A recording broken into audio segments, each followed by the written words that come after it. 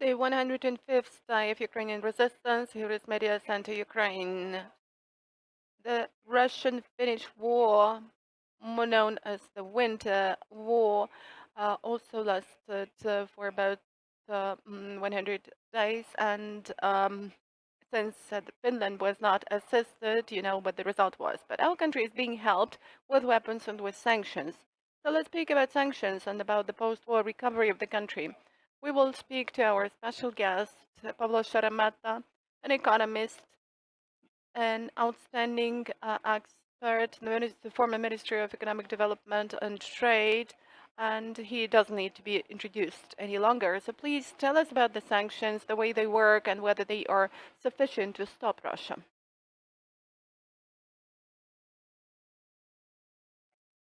Thank you, Vasil. Thank you, colleagues. We will have to get acquainted with you personally because there are not that many of you. Thank you for coming this morning to this studio. Sanctions against Russia. They work. That is the first thing. And secondly, we need to realize that since that is a rather large economy, and here we could agree with the President Obama, who said that Russia is no longer a global, but it's a regional capacity, a regional power. So it still is a regional power. If we compare it with Ukraine, in spite of the fact that the population difference is about 3.5 times, but the difference in GDP is 10 times. And by the way, we need to think it over. And that was before the war, and because this year will definitely have even a higher differential, not in our favor. So we need to really think it over, and I think it's a good time to do this. We will speak about this today. We need to think not exactly what we did in the wrong way, but what we should change in our work to change this differential, because with such a differential, it's impossible to win, or at least very difficult to do this. So what I'm drawing at is that this is a rather large ship, and if we compare it with other regional powers, these are Spain, South Korea, by the way, in spite of the fact that Russia has 3 times larger population. So this shows productivity and how South Korea wins over the North Korea. And this is half of Britain or half of France. Half of France is still quite a power. So what I mean is that to stop this ship is not that easy. But sanctions do work.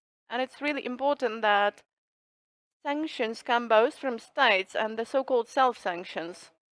I would say that these self-sanctions are even more important than the latest news I've got from our Vice Prime Minister Mikhailo Fedorov, my good acquaintance and friend, is that IBM is leaving the Russian market. So in spite of the fact that the first most active wave is already over, we will further see the key global and regional leaders and actors leaving the Russian market. And we need to realize that these are also powerful companies, and it's very difficult to make IBM enter the Russian market again. And even as far as McDonald's is concerned, it's not going to be that easy if they generally will uh, go to the Russian market again. These things do work, but we need, though I know Ukrainians don't like that much, we need to set ourselves. So I will try to speak in milder voice, and I will try to show that this is the work for years or even for decades, and the historic role of Ukraine and this war lies in this. And as the Minister of Defense of the US, and not only him, has mentioned, our historic role is to weaken Russia. We are paying a great cost, but this is a great mission, a very important mission, and I think that only powerful actors may perform this mission. So this process will be a long-lasting one, and here is one more semi-bad news, because there are some underground currents still in favor of Russia, which is inflated prices of oil and grain, including the grain stolen from Ukraine. And here we should be concerned about oil price, because some investment bankers claim that it will be closer to the end of the year about $175 per So, and if that is the real price, we will, if it rises from 100 to 175, that will actually neglect and level the effect of sanctions. Well, of course, we realize that oil price could not be that high for a long period of time, and that's why we can see that the president of the U.S. and other global leaders and the leaders in the Middle East getting more active, and they have negotiations with oil suppliers in spite of their reputations. Let me not call the names. We know that this work is being done, and this work is being done to prevent such scenario from implementation, because nobody likes this scenario, including us, including the president of the US, because you know that the interim election is coming in the US in November. So let's go over to the future. There are three main industries where sanctions should become stronger, more severe. The first one is full embargo of Russian oil and gas. Well, everything is more or less clear with Europe. The US has also passed the decision, thank you. And Europe, well, we should also express our gratitude to Europe, because, it's a clumsier ship because it includes 27 member states and you have to come into an agreement with all of them. And the team is too large, yes, and they are following the consensus decision-making principle. Um, if it was about the majority vote, that would be easier. But now, some actors are still resisting this. We know what members. They have their views, which are difficult to understand in this period, but they still do have those views. And that is Europe. If everybody was thinking in the same way, that would not be Europe, or at least this would not be Europe, the Europe we would like to be in. And by the way, I'm going to soon reach my third point, but because of the fact that Europe is respecting different points of view, instead of killing those different point of views, it makes our life complicated, but that's because we love Europe. This is the first pass. And I will not speak about China because everything is more or less clear there, more or less. I will speak about India. Several days ago, um, a piece of news came that India is increasing the amounts of oil purchased. So we have to work with India, and India is invited to different forum to somehow take this largest democracy in the world to the democratic camp. But we also need to realize that when black gold is sold at a great discount, there is a great temptation to buy it. And we need to realize that it's difficult for Russia to sell its oil without any discount. Transfer companies don't want to do to have anything to do with Russia. Ports are not willing to have anything to do with it. Insurance companies don't. Um, i- so the discounts can affect the situation. So the first one is full embargo. The second thing, and if you want to go into detail, we'll discuss about this first point. So the second point is full disconnection of the financial system of Russia from SWIFT, because 7 banks plus Sberbank have been disconnected, and this is by far not the full system. There is a lot of work ahead, and the financial system of Russia should be isolated from the world.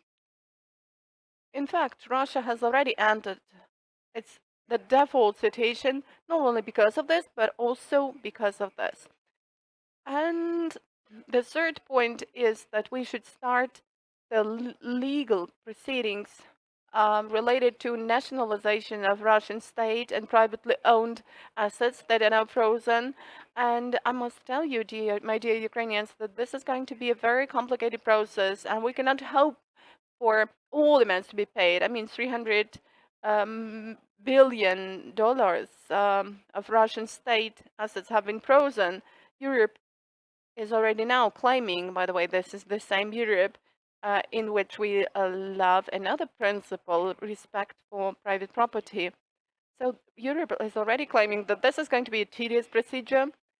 in the US, they already have another interest because they realize that too drastic actions in this respect will lead to the situation when other wealthy players, sovereigns, I mean states, um, will not be willing to keep the money in dollars. And this would be a bad piece of news, not even for the US, but for us, because we keep considerable amounts of money, of savings in dollars.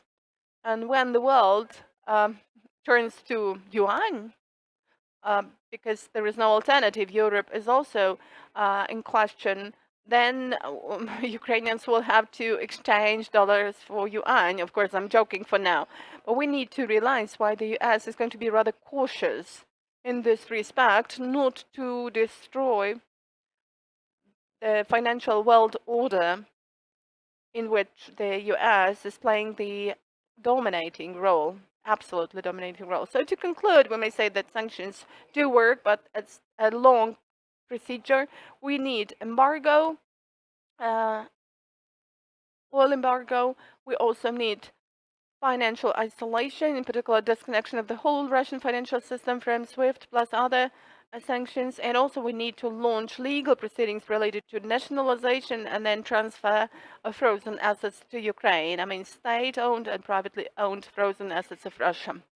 So if this is a tedious and long procedure, so here is my first question. How do we build economy now? What should a Ukrainian military economy be like?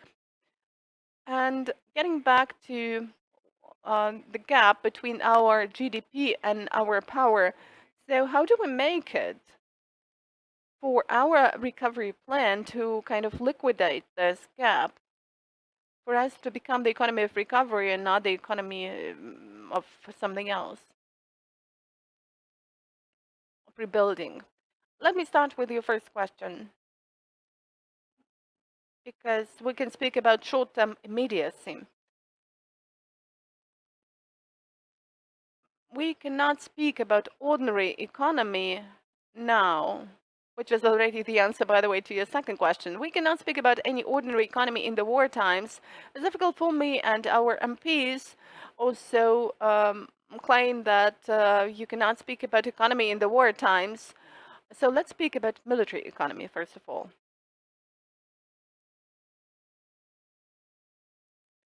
During the war, we can speak about mobilization of people, but also mobilization of resources. That is something Ukraine is forced to do, and 70% of our budget, according to the data I've seen, goes to military budget. I mean, the costs related to the war, to the army.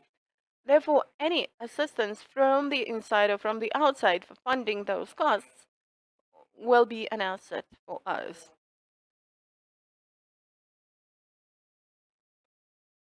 Therefore, liberalization, in particular liberalization of taxes, and I have to say this.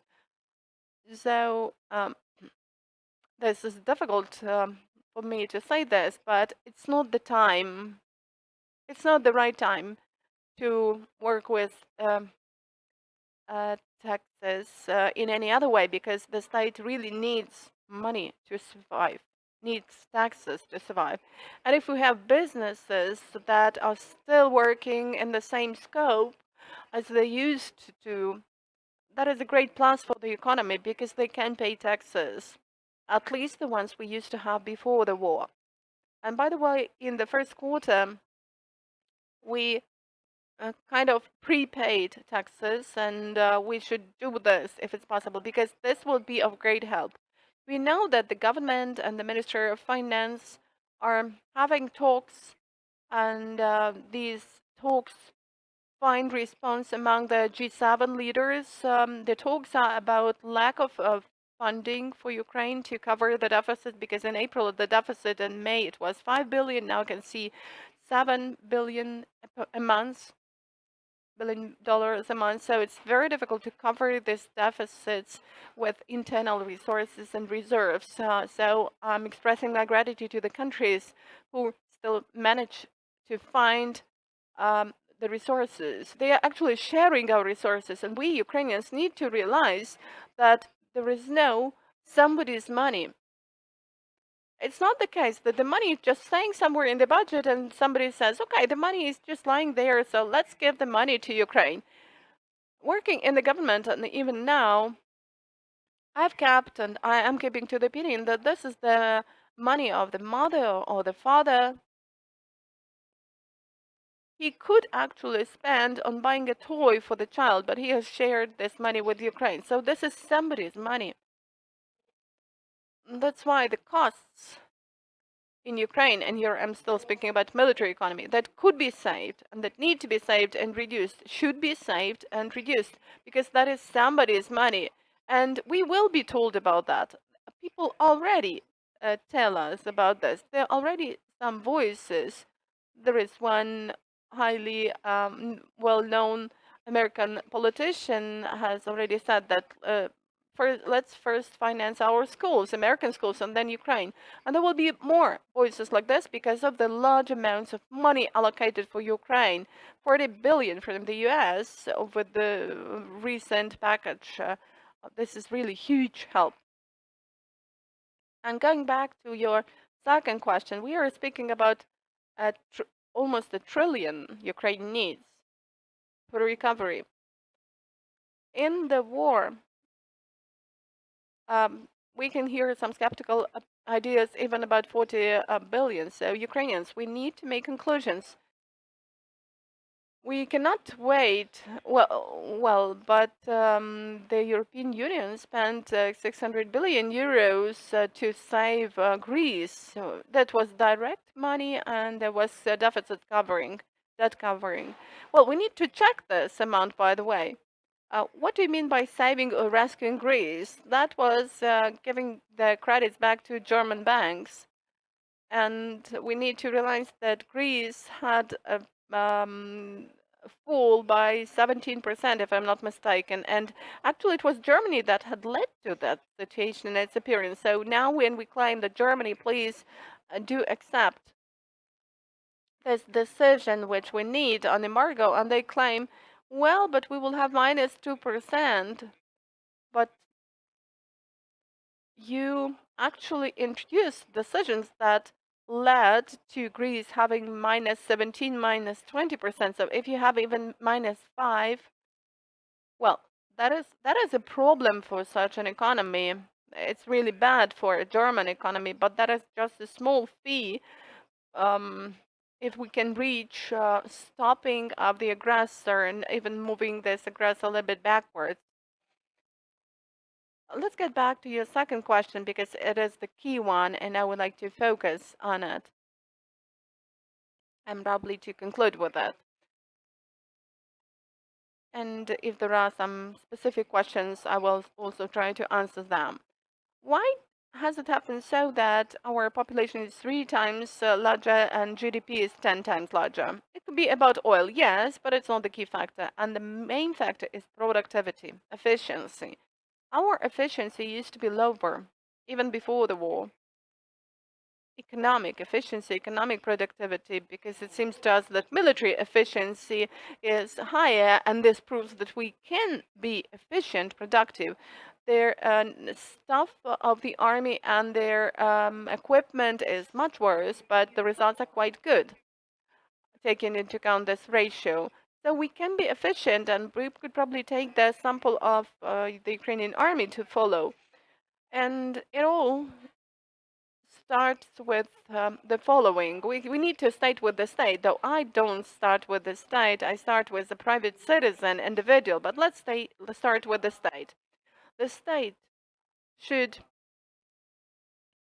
remove all the barriers for the development of business because any extra registration, extra documents, any extra talks with law enforcement agencies to tax inspections, extra explanations as to why you need to do something, it stands for the loss of productivity and efficiency because the world is working at that time. I will not speak about our eastern neighbor because we don't need to catch up with it. We need to catch up with Poland, Germany, and their efficiency is even much higher.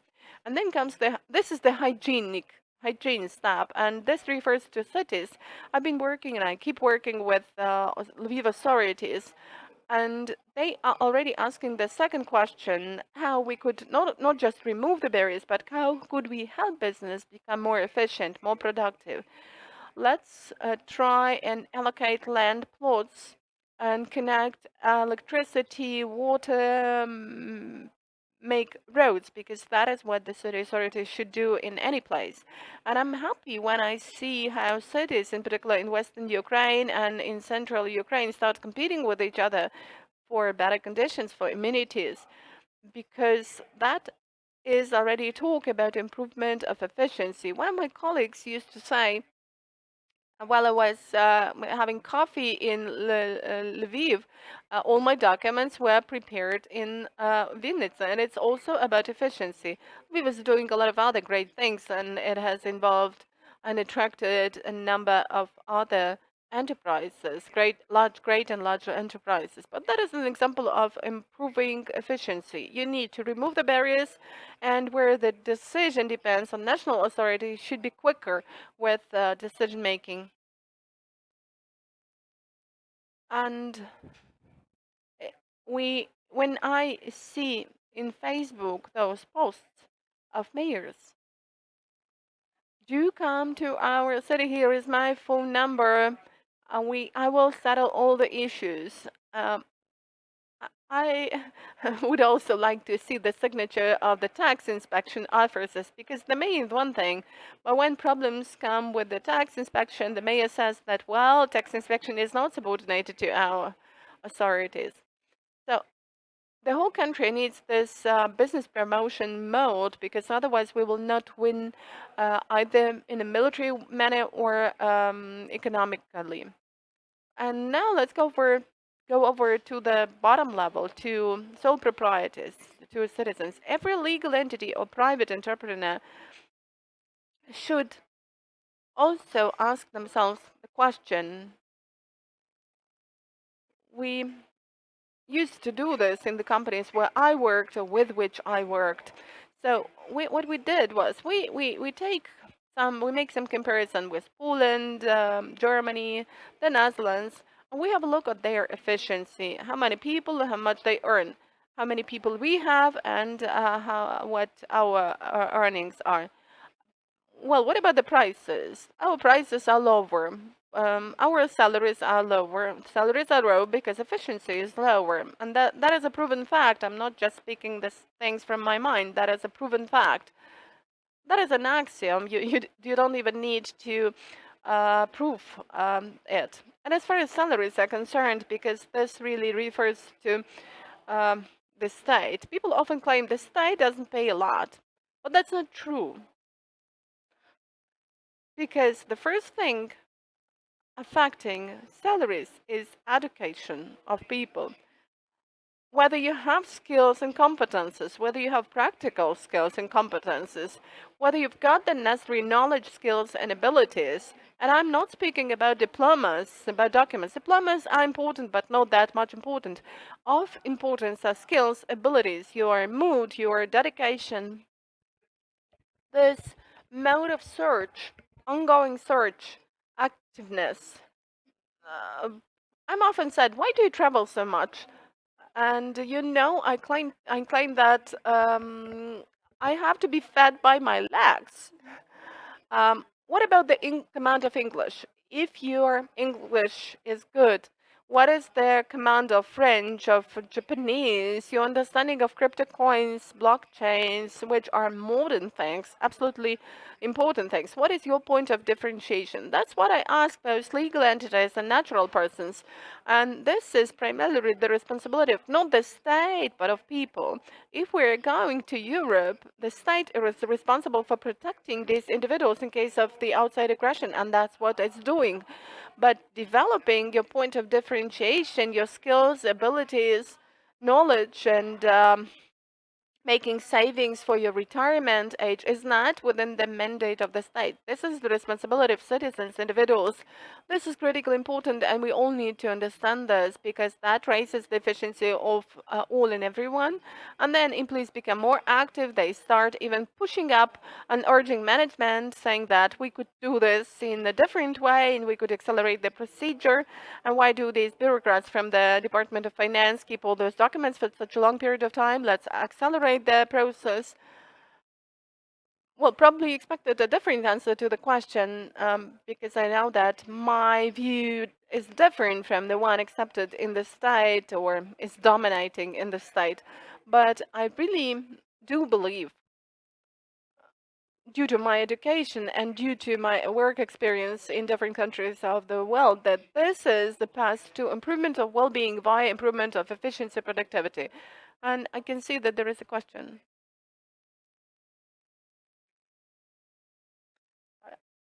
I understand Ukrainian. I'm just a representative media. Okay. Bakunka Bogdan, international representative of Help Ukrainian Heroes. We're a foundation of the United States of America that's currently helping the people, civil and military alike in Ukraine. And I have two questions regarding economic opportunities. Now, first of all, we do know that there's a lot of Ukrainians. We're talking about lobbies. We're talking about people and organizations that are trying their hardest to help us out. And sometimes they encounter certain things from their government. We're not talking about Russian-based government. We're talking about their local governments in Chicago, in Germany, in many other places, and they sometimes feel helpless. And sometimes it may seem that the helping hand is actually on the side of Russians than on the side of Ukraine. And what should the Ukrainians abroad, which there's many millions, we can talk about tens of millions of people. I know, yes. What can they do to kind of accelerate the process of kind of our recovery? Because it's not only here, there's many people in Poland, in America, Germany, etc. Some even say that there's 12 million Ukrainians living abroad. What can they do? And the second question... let's do one by one. Should I відповідати англійською чи українською? Як You захочете. want the answer in English or in Ukrainian? In English would be much better because Okay, good. I'll do it in it's for our backers. I'll do it in English. Let's do one by one, okay? Because I tend to forget. No. Keep the mic. Keep the mic for the second question, please. Thank you. Sorry. Look. Well, first of all, big, profound thank you for all Ukrainian organizations and Ukrainians in Ukraine and abroad that do a lot to help Ukraine at the moment. They do a lot. We know this. That's extraordinary effort. We all understand that we are on the brink of survival. I mean, this is that serious. And of course, we are acting well. We are acting very well. I'm very proud of my nation that includes, of course, Ukrainians, many Ukrainians abroad. Now, I know about some of the problems that are happening. Some of them are by design, some of them by default.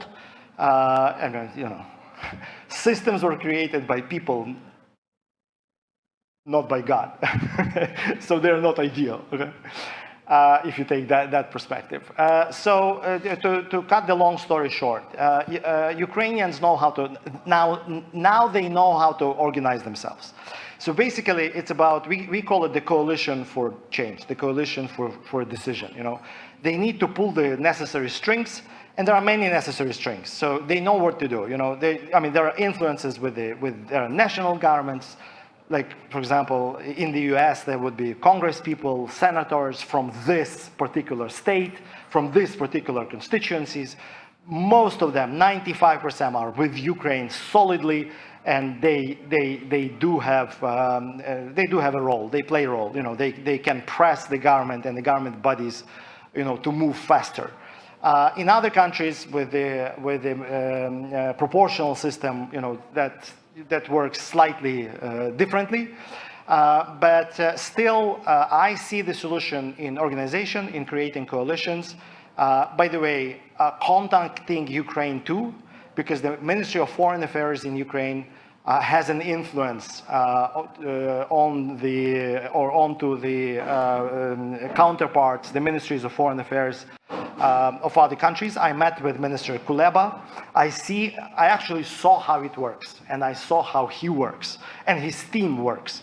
And that's, by the way, that's beautiful. The way they do it. Still, it does not guarantee an immediate solution, but if you pool all of these networks and resources, you move forward. What's your second question?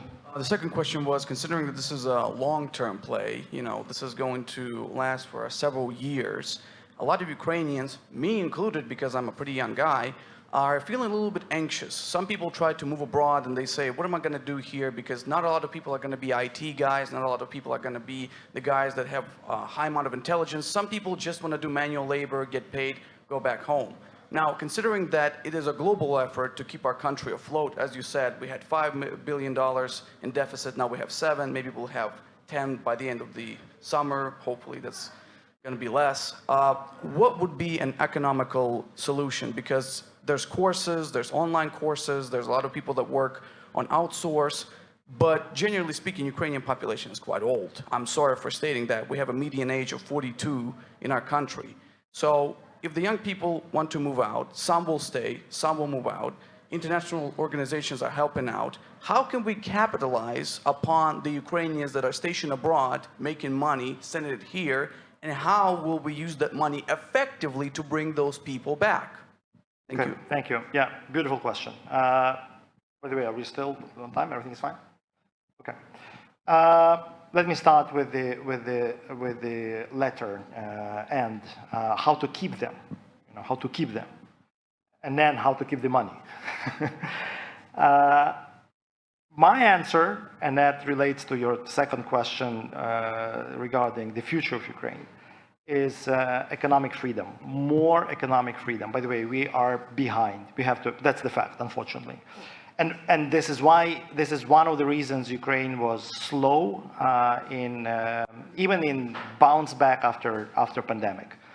The countries that are economically free, they had basically 6 to 10% growth in 21.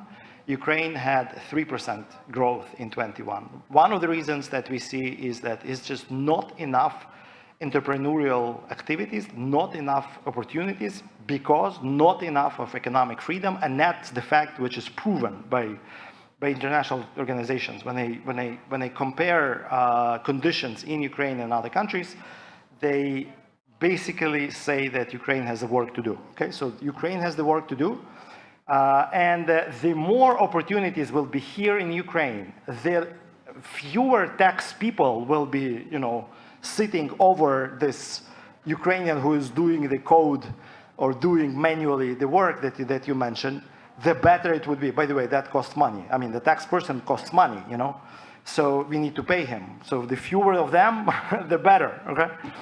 So that will keep more Ukrainians in the country and hopefully even bring Ukrainians that fled in the first few weeks or first few months. By the way, many of them are coming back. That's good news. I brought my grandmother day before yesterday, so I did it personally. Just let me finish. I need a few more sentences. Now, for those people that are still leaving and because they think they will be more productive elsewhere, I am not a preacher, in the cathedral. I have no right to do the sermon, for them. If they do it because they are responsible for their productivity, this is what I just preached, by the way. Okay? This is one life, and again, I cannot blame them. Now, what is their Ukrainian conscience telling them about supporting Ukraine? That's really their private business. I hope, with the situation that we have, and even the successes that we have, and even the pride that we have, we all, and them too, do everything that we can to support the country. I mean, so that would be my answer. And you wanted to have the follow-up? No, it's not the follow-up. I just wanted to thank you so much for giving some of your Thank time. you. I think we did some overtime, but the last thing, can you give us, all of us, some kind of a personal motto, some kind of like, let's say, motivation that you have? Like, what kind of a saying do you use in situations Let me go like that? to Vasil. I will finish with that, okay? That's a good question too. I will finish with that. I do have a motto. Василь, може, у вас ще є запитання? Та ні, Maybe Vasil also has some questions. No, do we still have any questions? Yes, we do. Єлизавета Поробцова, Перший Західний. So the question is about evasion of sanctions. So what could impede this process? For example, the countries where the authorities are Russia-controlled, could the products that are now eligible to sanctions be supplied to Russia? Or, well, in other words, are there any things that are not in our favor, and what could this be like? Well, what this could be like, first of all, this is topic for a different talk with all the details, and you need to give some facts and evidence here. That is true that there are things like that, and they will still be there. But critically important here is the fact that in the civilized and democratic world, there is now the atmosphere in which, when you do this, you feel a kind of an outcast. You feel like a pariah. This is the English word. Nobody wants to greet you, to shake hands with you. And that is the atmosphere in this country. And corruption should be eradicated.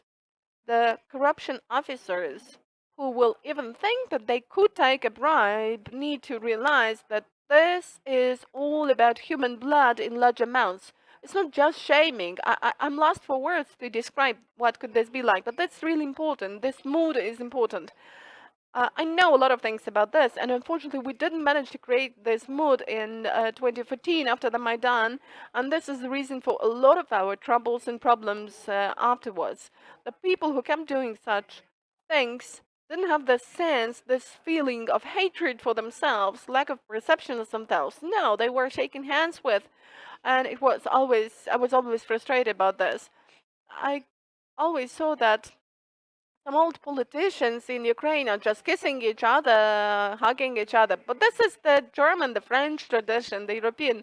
Men? Are you talking about men? I'm not sure about this.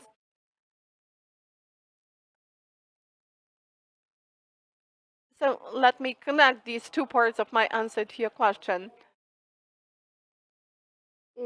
Ukraine now seems to be pure and innocent in the world, and Ukraine is being trusted. And by the way, let me connect that to the previous question. What do we need to ensure for more money to be invested here? We need transparency, trust. While we are building trust with the world supporting us, we need to maintain this level of trust. We need to keep working with the countries that are rather skeptical, and there are some countries which are just Russia's satellites, and they are not that much influential. And I think that this channel will never be stopped, but it doesn't really matter that much. Even in the UN, when 141 countries are in favor and 5 countries vote against, it's just a matter of interest to find out the names of those countries. And these countries are necessary to be known for us to understand what is the range of countries supporting our Russian neighbor. So instead of the briefing, we have had a small lecture on economy. We have spoken about the self-organizing capacity of Ukrainians, which is a fantastic ability. We have spoken about how people could be taken back from abroad. A very exhaustive answer. And here is about my motto, right? My slogan, but we are about to conclude. Yeah, let's conclude with your slogan, with your motto. I've had my favorite motto for several decades, and it's still relevant. Almost 10 years. It's still my favorite, and it's still very relevant today. And it is. And it says, expect nothing, blame nobody, do something. Нічого не очікуй, нікого не звинувачуй, щось зроби. Дякую вам, Василю, дякую за запрошення. Thank you, and thank you, Vasil, for the invitation, and see you. Thanks a lot. Next time we will have a briefing at 12. We will have a talk online with Dmytro Shimky, and we will speak about the pharmaceutical sector, about the deficits, about the abundance of some drugs, about the work and operation of the pharmaceutical sector during the war, and we will speak about the